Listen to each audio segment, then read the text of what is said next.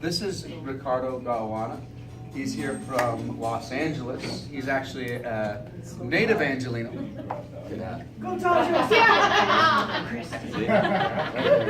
Yep. And he actually came to Butte for the first time this spring. I met him at the Big Sky Film Festival, and I convinced him he'd have a better time just coming here and checking out some sites than staying at the It wasn't festival. hard. No. I'm persuasive. Get him, Ricky. Hi. So yeah, I guess my film's playing tomorrow at 1:15. At the Cobalite. Everyone to come, please. Thank you. Please. Nothing like playing to an empty theater. It's wonderful.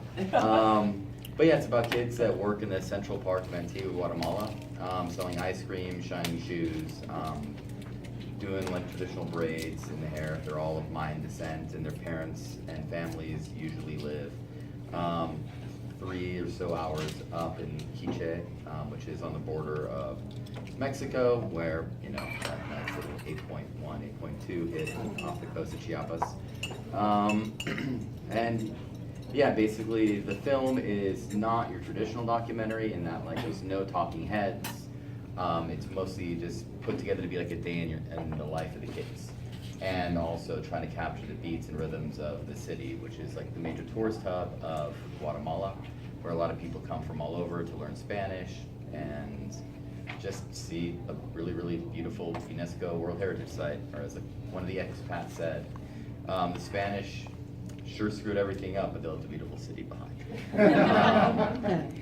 And yeah, it's about, you know, the legacy of colonialism is always, you know, sagging behind everything and dragging everything down. And if you look closely, you'll start seeing like a lot of the other issues involved, and like the difference in race, even though to most outside eyes you're gonna see Guatemalans, but even within that there's several different classifications and hierarchies and structures, and it's, yeah, I mean, you have to look, but it's there, because you can't really make a film about the history of an entire country in 90 minutes, 3 hours, or even 10 hours.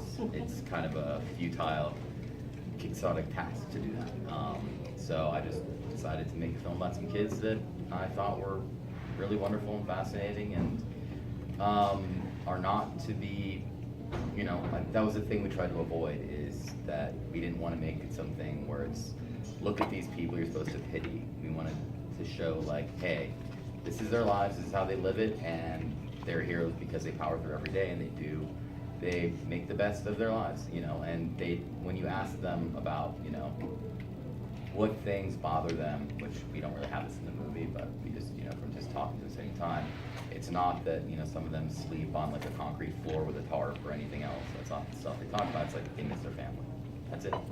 You know, the same thing that like you'd see that anyone would say, because, you know, I don't know, they power through their lives and they do their things, and they're, you know, stronger than most people you'd ever meet anywhere. So yeah, if anyone has any questions, I'm better with questions than I am with talking. Tomorrow at 1.